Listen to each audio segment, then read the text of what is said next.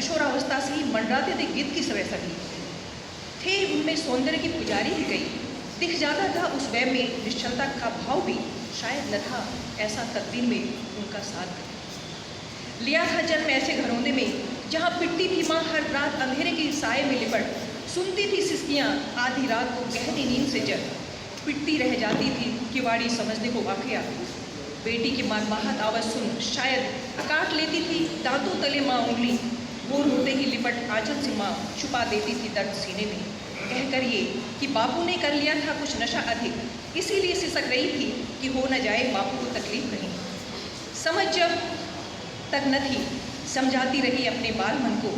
युवावस्था ने ली थी अंगड़ाई अब खुलने लगे थे ज्ञान चक्षु। माँ की व्यवस्था को समझ सकती थी अब बेटी ये पिपासु।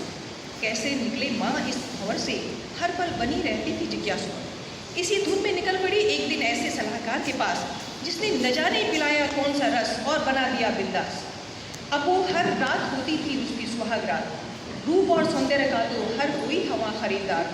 क्या इसी को जिंदगी कहते हैं हर रात को नया हमसफर। रोज सुंदर वस्त्रों में सज धर कर इत्र में वो शराबो रौंद जाता एक नया चेहरा बन उसका चहता उम्र। गुजर रही थी जिंदगी को से कदर न मिला हो सोचने का कल की कहाँ थी उसे खबर। हाय रे दुर्भाग्य ढल गया यौवन अब न खुशबू है न रस। भूल कर भी नजर कोई फेरता नहीं मदमस्त भंवर। बैठ मंदिर के द्वार पर गिन रही है घड़ियां मौत की। तरस खाकर दे जाता है कोई दो सूखी रोटियां भूख की। चलने में भी गिर जाती है चक्कर खाकर कभी। उम्र नहीं है ज़्यादा अभी फिर भी न जाने कौन बीमारी घर कर गई। इतने भंवरों ने मसला न जाने कब किसकी जानलेवा सौगात मिल गई।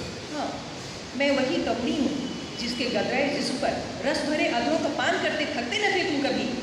अब दूर से ही हारत भरी नज़र से कह देते हो न जाने कौन बेनाम औरत है मंदिर के द्वार पर सिमटी हुई। एक दुखियारी की सच की कहानी है ये जिससे मैं बार बार मिली हूँ और उसकी कहानी को मैंने अंदर से महसूस किया कि